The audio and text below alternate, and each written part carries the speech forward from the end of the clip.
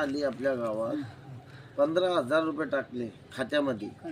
तोडा फोडाला कालमचे गड्डे खंदाला 15,000 मध्ये काय कुसं होतं का? नाही मला याला तोडायला कमीत कमी 30,000 रुपये खर्च येऊन गेला. मटेरियल हे मटेरियल छाटाला माणसं लावायला कमीत कमी 10 माणसं हाताखाली लावले तर 25,000 रुपयाच्या वर खर्च आला मला. 10 माणसं 10 माणसं 400 रुपये रोज झाला. 400 रोज कुठे बेगारीचं 600 रुपये रोज आहे. 600 रुपये रोज आहे.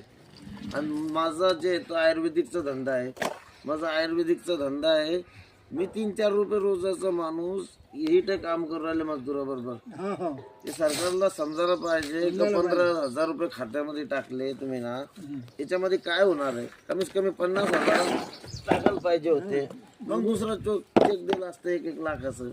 आता म्हणते तुम्ही आता बिस्मिट करायला लोखंड आणायला आता 55,000 रुपये मी लोखंड बुक केलं 10 क्विंटल. पण अजून खडी राहिली, अजून सिमेंट राहिलं, अजून काय नाही लागलं, वालू राहिली अजून.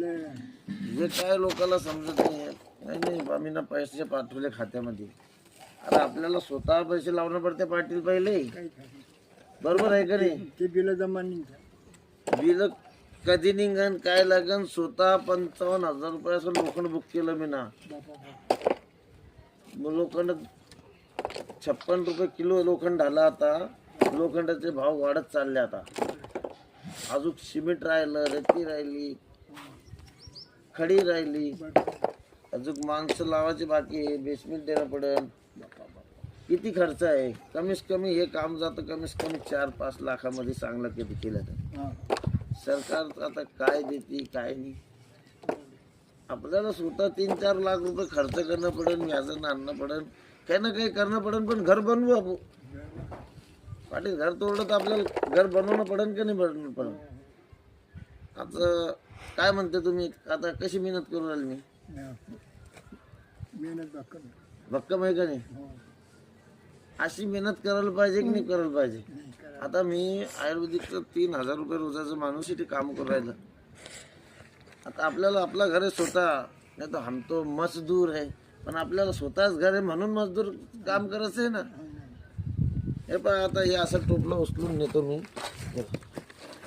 हे असं उचलून तिकडे मटेरियल फेकणं पडून राहिली. डबल खर्चाच काम आहे तुम्ही पाटील. इकडे मटेरियल फेकतो असं. आता हे पुरं तोडून इथं याला खर्च किती वाढतं पाहिजे तुम्ही. आता माणसं काय तोडून चालल्या गेलं त्याला उघडं द्यायचं चिल्लार चारलार किती खर्च येतं.